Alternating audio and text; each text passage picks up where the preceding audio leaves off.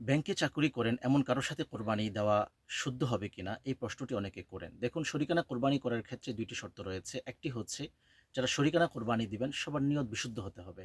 আরেকটি শর্ত হচ্ছে সবার ইনকাম হালাল হতে হবে। যদি কারো ইনকামের মধ্যে হারাম টাকা যুক্ত হয়ে যায় তাহলে তার সাথে কোরবানি করা জায়েজ হবে না, বা কোরবানি করলে সে কোরবানি ওয়াজিব আদায় হবে না। আমরা সবাই জানি মুফতিয়ানে কেরাম, ওলামায়ে কেরাম তারা ফতোয়া দিয়েছেন যে ব্যাংকে চাকরি করা এটা সম্পূর্ণ হারাম, এবং ব্যাংকে চাকরির মাধ্যমে যে উপার্জন আপনার হাতে আসবে সেটাও হারাম। সুতরাং ব্যাংকে চাকরি করেন এমন কারো সাথে কোরবানিতে যুক্ত হওয়া বা তাকে শরীক হিসাবে গ্রহণ করা এটা জায়েজ নেই। তবে যদি এমন ব্যক্তির উপর কোরবানি ওয়াজিব হয়ে যায় তাহলে তিনি কোরবানি দিবেন না? অবশ্যই কোরবানি তাকে দিতে হবে। সেক্ষেত্রে তিনি হয়তো অন্য হালাল উপার্জন থেকে টাকা এনে তিনি কোরবানিতে যুক্ত হবেন, অথবা তিনি কারো কাছ থেকে ঋণ নিয়ে সম্পূর্ণ হালাল টাকা দিয়ে কোরবানিতে যুক্ত হবেন। পরবর্তীতে তিনি সেই টাকা তাকে আদায় করে দিবেন।